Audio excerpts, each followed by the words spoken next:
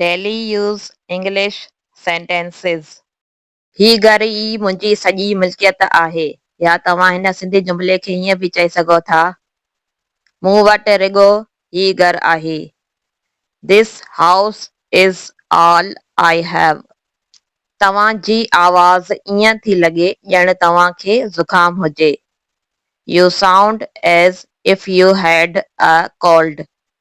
महिनत सां पढ़णु फ़ाइदेमंद हूंदो आहे या तव्हां हिन सिंधी जुमिले खे हीअं बि चई सघो था सख़्त महिनत सां पढ़ण जो सिलो मिले थो.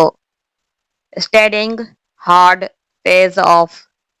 कॾहिं कॾहिं ख़ामोशी लफ़्ज़नि खां वधीक ॻाल्हाए थी या तव्हां हिन सिंधी जुमिले खे हीअं बि चई सघो था कॾहिं कॾहिं ख़ामोश रहणु वधीक असरु कंदो आहे. Silence sometimes speaks louder than words. तारा वधीक चमकंदा आहिनि जॾहिं राति सकून वारी हूंदी आहे. The stars shine brighter when the night is calm. मुंहिंजो ॾाॾो गुज़िरियल साल वफ़ात करे वियो. My grandfather kicked the bucket last year. असांखे पंहिंजे मुस्तक़बिल लाइ पैसा बचाइण घुर्जनि. We need to save money for our future. मां खिलण खां पाण खे रोके नथो सघां ऐं फीमेल हीअं चवंदी मां खिलण खां पाण खे रोके नथी सघां. I can't help laughing. Can't help हिकु इडियम आहे जंहिंजी सिंधी में माना आहे पाण खे कंहिं कमु करण खां रोके न सघणु या कंहिं अहसास ते कंट्रोल न करे सघणु.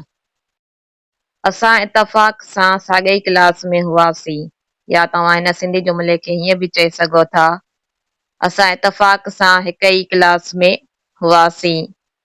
We happened to be in the same class.